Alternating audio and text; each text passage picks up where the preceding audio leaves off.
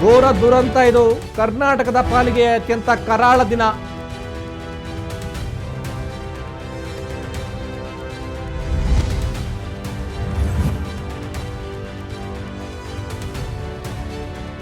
ಬೆಂಗಳೂರಿನ ಚಿನ್ನಸ್ವಾಮಿ ಸ್ಟೇಡಿಯಂನಲ್ಲಿ ಘೋರ ದುರಂತ.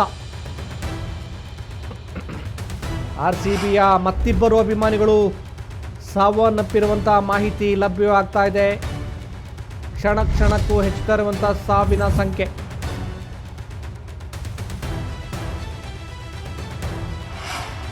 ಆರ್ಸಿಬಿ ತಂಡದ ಪ್ಲೇಯರ್ಸ್ ಅನ್ನ ನೋಡಬೇಕು,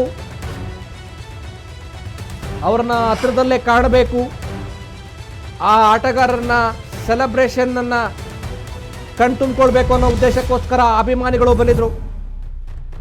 ಆದರೆ ಅಲ್ಲೊಂದು ದುರಂತ ನಡೆದೇ ಹೋಗಿದೆ.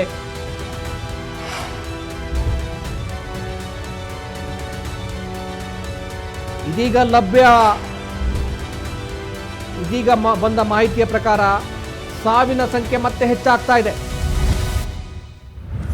ಈಗಾಗಲೇ 6 ಜನ ಸಾವನ್ನಪ್ಪಿರುವಂಥದ್ದು, ಮತ್ತಿಬ್ಬರು ಸಾವನ್ನಪ್ಪಿರುವಂತ ಸುದ್ದಿ ಬರ್ತಾ ಇದೆ.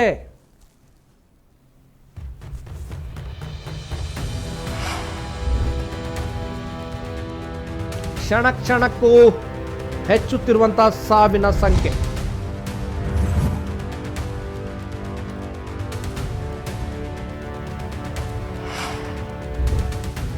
ಇದು ಬೆಂಗಳೂರಿನಲ್ಲಿ ನಡೆದಿರುವಂತಹ ದುರಂತ. ಇದು ಕನ್ನಡಿಗರ ಪಾಲಿಗೆ ಅತ್ಯಂತ ಕರಾಳ ದಿನವಾಗಿದೆ ಇವತ್ತು. ಸಂಭ್ರಮ ಪಡಬೇಕಾಗಿತ್ತು, ಸಂಭ್ರಮ ಪಡ್ತಾ ಇದ್ರು, ಎಲ್ಲವೂ ಚೆನ್ನಾಗಿತ್ತು. ಆದರೆ ಚಿನ್ನಸ್ವಾಮಿ ಸ್ಟೇಡಿಯಂನಲ್ಲಿ ಉಂಟಾದಂತಹ ನೂಕು ನುಗ್ಗಲು, ಈ ಕಾಲ್ ತುಳಿತದ ಪರಿಣಾಮವಾಗಿ ಈಗಾಗಲೇ 6 ಜನ ಸಾವನ್ನಪ್ಪಿರುವಂತಹ ಮಾಹಿತಿ ಲಭ್ಯ ಆಗ್ತಾ ಇದೆ. ಇದೀಗ ಬಂದ ಮಾಹಿತಿಯ ಪ್ರಕಾರ ಮತ್ತಿಬ್ಬರು ಸಾವನ್ನಪ್ಪಿದ್ದಾರೆ ಅನ್ನುವಂಥದ್ದು ತುಂಬಾ ನೋವಿನ, ಅತ್ಯಂತ ನೋವಿನ ವಿಚಾರ ಇದು. ನೀವೀಗ ದೃಶ್ಯಾವಳಿಯಲ್ಲಿ ನೋಡ್ತಿದ್ರಿ, ಒಂದು ಕಡೆ ಕಾಲ್ತುಳಿತದ ದೃಶ್ಯ, ಇನ್ನೊಂದು ಕಡೆ ಪೊಲೀಸರು ಅಸ್ವಸ್ಥರನ್ನ ಆಸ್ಪತ್ರೆಗೆ ದಾಖಲಿಸಲು ಹರಸಾಹಸ ಪಡ್ತಿರುವಂಥ ದೃಶ್ಯ. ಯಾವ ರೀತಿ ಅಲ್ಲಿ ಪರಿಸ್ಥಿತಿ ಬಿಗಡಾಯಿಸಿದೆ ಅನ್ನೋದನ್ನ ನಾವೀಗ ಸಾಕ್ಷೀಕರಿಸ್ತಾ ಇದ್ದೀವಿ ನೋಡಿ.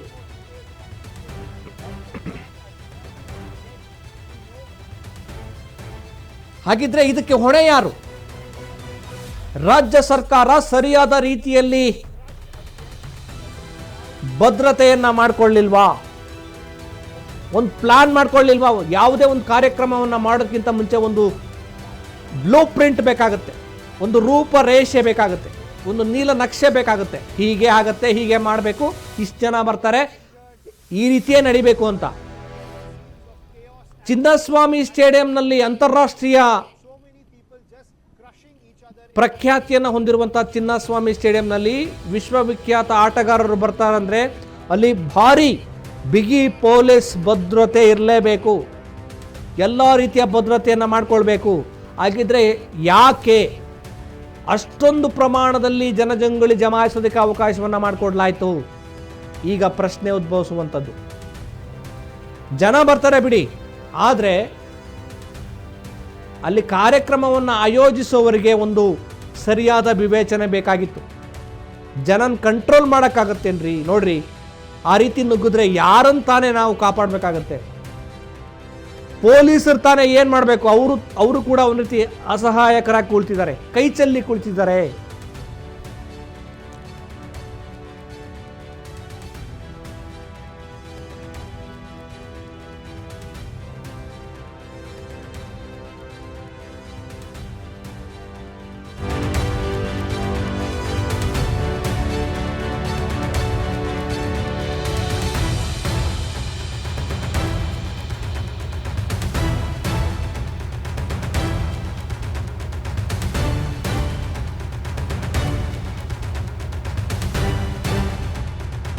ರಾಜ್ಯ ಸರ್ಕಾರಕ್ಕೂ ಒಂದು ರೀತಿ ಶಾಕ್ ಇದು. ಆರ್ಸಿಬಿ ಅಭಿಮಾನಿಗಳ ಪಾಲಿಗೂ ಒಂದು ರೀತಿ ಶಾಕ್ ಇದು. ಕನ್ನಡಿಗರಿಗೂ ಒಂದು ರೀತಿ ಶಾಕ್ ಇದು. ಯಾರು ಕೂಡ ಈ ರೀತಿ ದುರಂತ ನಡೆಯುತ್ತೆ ಅಂತೇಳಿ ಒಂದು ಸಣ್ಣ ಸುಳಿವು ಕೂಡ ಸೂಕ್ಷ್ಮ ಕೂಡ ಸಿಕ್ಕಿರಲಿಲ್ಲ.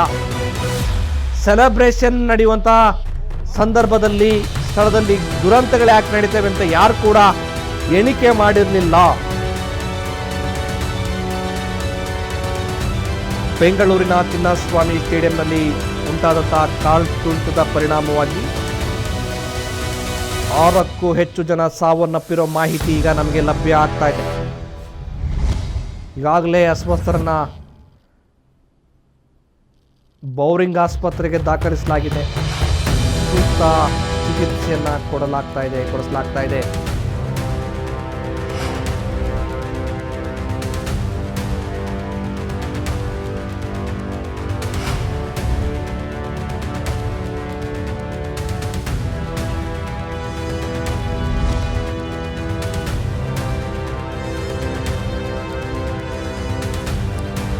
ಇಂಥ ದುರಂತ ನಡೀತೆ ಅನ್ನೋದಾದ್ರೆ ಯಾಕೆ ಬೇಕ್ರಿ ಈ ರೀತಿಯ ಸನ್ಮಾನ?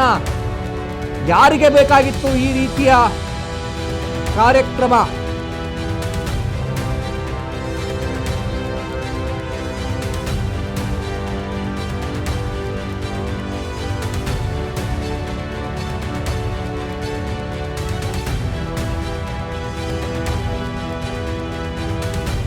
ಬೆಂಗಳೂರಿನ ಬೌರಿಂಗ್ ಆಸ್ಪತ್ರೆಗೆ ಅಸ್ವಸ್ಥರನ್ನ ದಾಖಲು ಮಾಡಲಾಗ್ತಾ ಇದೆ. ಕಾಲ್ತುಳಿತದ ಹಿನ್ನೆಲೆಯಲ್ಲಿ ಸ್ಟೇಡಿಯಂ ಗೇಟ್ ಬಳಿ ಯಾರು ಕೂಡ ನಿಲ್ಲದಂತೆ ಪೊಲೀಸರು ಈಗಾಗಲೇ ಎಚ್ಚರಿಕೆಯನ್ನು ವಹಿಸಿದ್ದಾರೆ. ಸ್ಟೇಡಿಯಂನ ಗೇಟ್ ನಂಬರ್ 5, 6 ಬಳಿ ಈಗಾಗಲೇ ಪೊಲೀಸರು ಬ್ಯಾರಿಕೇಡನ್ನು ಅಳವಡಿಕೆ ಮಾಡಿರುವಂಥದ್ದು. ಈವರೆಗೆ 8 ಅಭಿಮಾನಿಗಳು ಸಂಖ್ಯೆ ಹೆಚ್ಚಾಗ್ತಾ ಇದೆ. ನಿಜಕ್ಕೂ ಕನ್ನಡಿಗರ ದುಃಖದ ದಿನ ಇದು. RCB ಪಾಲಿಗೆ ಇದು ಅತ್ಯಂತ ದುಃಖದ ದಿನ. ಸಂಭ್ರಮ ಆಗಬೇಕಾಗಿತ್ತು, ಖುಷಿ ಎಲ್ಲ ಕಡೆ ಹರಿದಾಡಬೇಕಾಗಿತ್ತು. ಅಭಿಮಾನಿಗಳ ಕರತಾಡನ, ಅಭಿಮಾನಿಗಳ ಉತ್ಸಾಹ, ಅಭಿಮಾನಿಗಳ ಕೇಕೆ ಎಲ್ಲವೂ ಕೂಡ ಮುಖ್ಯ ಆಗಬೇಕಾಗಿತ್ತು. ಆದರೆ ಈಗ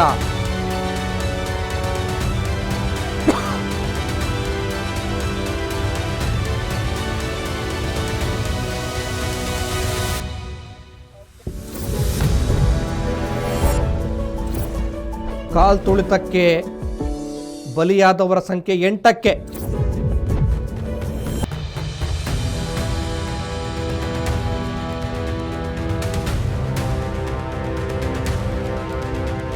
ಕ್ಷಣ ಕ್ಷಣಕ್ಕೂ ಸಾವಿನ ಸಂಖ್ಯೆ ಏರಿಕೆ ಆಗ್ತಾ ಇದೆ. ಇದು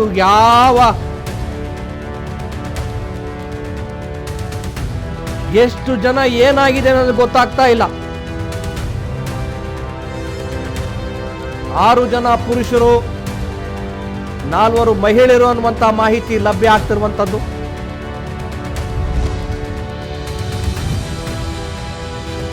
ಚಿನ್ನಸ್ವಾಮಿ ಸ್ಟೇಡಿಯಂನಲ್ಲಿ 8 ಜನ ಸಾವನ್ನಪ್ಪಿದ್ರು ಅನ್ನುವಂಥದ್ದು. ಈಗ ಮತ್ತೆ ಸಾವಿನ ಸಂಖ್ಯೆ ಹೆಚ್ಚಾಗ್ತಾ ಇದೆ. ರಾಜ್ಯ ಸರ್ಕಾರದ ಭದ್ರತಾ ವೈಫಲ್ಯವೇ ಇದಕ್ಕೆ ಕಾರಣ. ರಾಜ್ಯ ಸರ್ಕಾರದ ವಿರುದ್ಧ ಬಿಜೆಪಿ ನಾಯಕರು ತೀವ್ರ ಆಕ್ರೋಶವನ್ನು ವ್ಯಕ್ತಪಡಿಸ್ತಾ ಇದ್ದಾರೆ.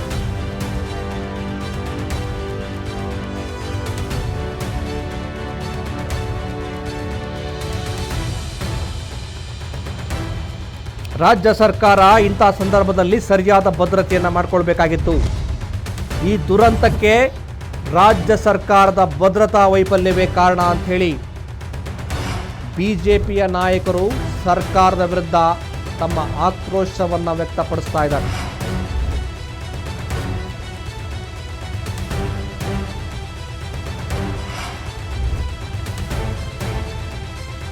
RCB ಸಂಭ್ರಮಾಚರಣೆ ವೇಳೆ ಭಾರಿ ದುರಂತ ನಡೆದೇ ಹೋಗಿದೆ. ಈ ದುರಂತಕ್ಕೆ ಬರೋಬ್ಬರಿ 10 ಜನ RCB ಅಭಿಮಾನಿಗಳು ಬಲಿಯಾಗಿದ್ದಾರೆ.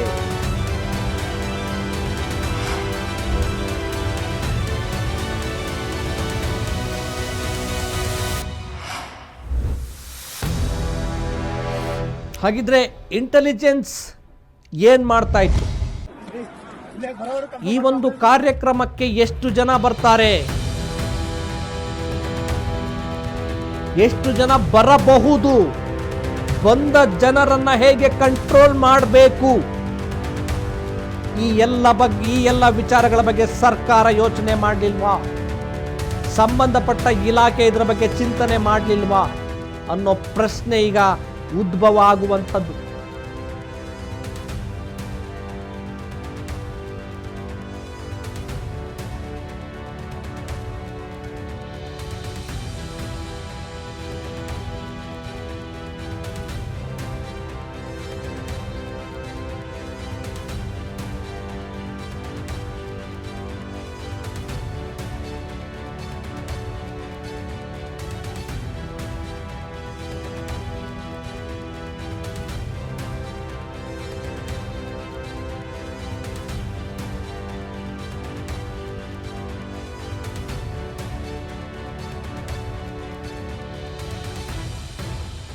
ಇದು ವಿಜಯದ ಯಾತ್ರೆಯೋ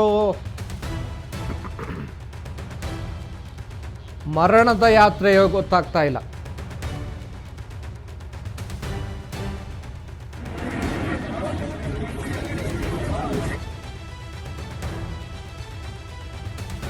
ಕ್ಷಣ ಕ್ಷಣಕ್ಕೂ ಸಾವಿನ ಸಂಖ್ಯೆ ಹೆಚ್ಚಾಗ್ತಾ ಇದೆ. ಇದೀಗ ನಮಗೆ ಲಭ್ಯವಾಗಿರೋ ಮಾಹಿತಿಯ ಪ್ರಕಾರ ಬೆಂಗಳೂರಿನ ಚಿನ್ನಸ್ವಾಮಿ ಸ್ಟೇಡಿಯಂನಲ್ಲಿ ನಡೆದಂಥ ಈ ಘೋರ ಕಾಲ್ ತುಳಿತದ ದುರಂತದಲ್ಲಿ 10 ಜನ ಬಲಿಯಾಗಿದ್ದಾರೆ RCB ಅಭಿಮಾನಿಗಳು ಅನ್ನುವಂಥ ಸುದ್ದಿ ಈಗ ಲಭ್ಯವಾಗ್ತಿರುವಂಥದ್ದು. ಇನ್ನೂ ಎಷ್ಟು ಜನ ಏನಾಗಿದೆಯೋ, ಯಾರ ಪರಿಸ್ಥಿತಿ ಯಾವ ರೀತಿ ಇದೆಯೋ ಗೊತ್ತಿಲ್ಲ. ಈಗ ಅಸ್ವಸ್ಥರನ್ನೆಲ್ಲ ಬೆಂಗಳೂರಿನ ಬೌರಿಂಗ್ ಆಸ್ಪತ್ರೆಗೆ ದಾಖಲು ಮಾಡಲಾಗ್ತಾ ಇದೆ.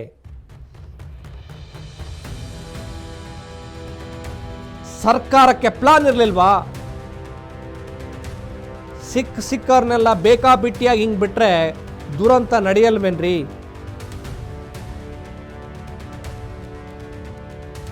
ಇಂಥ ದುರಂತ ನಡೆಯುತ್ತೆ ಅಂತ ಅನ್ನೋದಾದ್ರೆ ಯಾರಿಗೆ ಬೇಕಾಗಿತ್ತು ಇಂಥ ಸೆಲೆಬ್ರೇಷನ್? ಜನ ಬಂದು ಜೀವ ಕಳೆದುಕೊಳ್ಬೇಕಾ?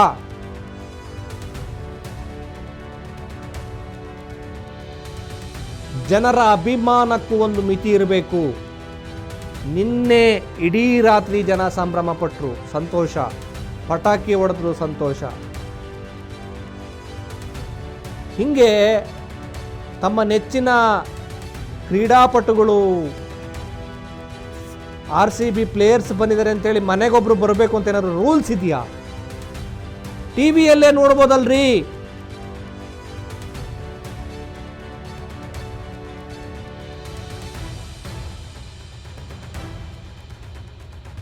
ಅಭಿಮಾನಿಗಳು ಕೂಡ ಯೋಚನೆ ಮಾಡಬೇಕಾಗಿದೆ.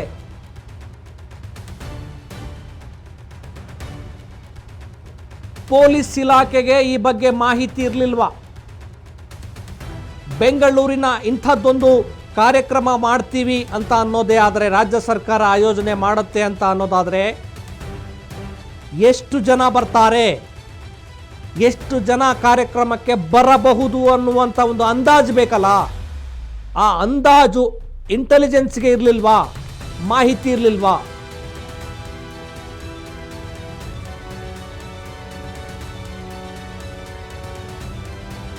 ಯಾಕೆ ಬೆಂಗಳೂರಿನ ಚಿನ್ನಸ್ವಾಮಿ ಸ್ಟೇಡಿಯಂಗೆ ಮುಕ್ತ ಪ್ರವೇಶವನ್ನ ಕೊಟ್ಟರು? ಅಲ್ಲಿ ಬರೋರೆಲ್ಲ ಅಂತಾರಾಷ್ಟ್ರೀಯ ಆಟಗಾರರು, ಹೆಚ್ಚಿನ ಭದ್ರತೆ ಬೇಕಾಗುತ್ತೆ. ಹಿಂಗೆ ಎಲ್ರಿಗೂ ಮುಕ್ತವಾದ ಅವಕಾಶ ಕೊಟ್ಟರೆ, ಪ್ರವೇಶ ಕೊಟ್ಟರೆ ಅಲ್ಲಿ ಜನಸಂಖ್ಯೆ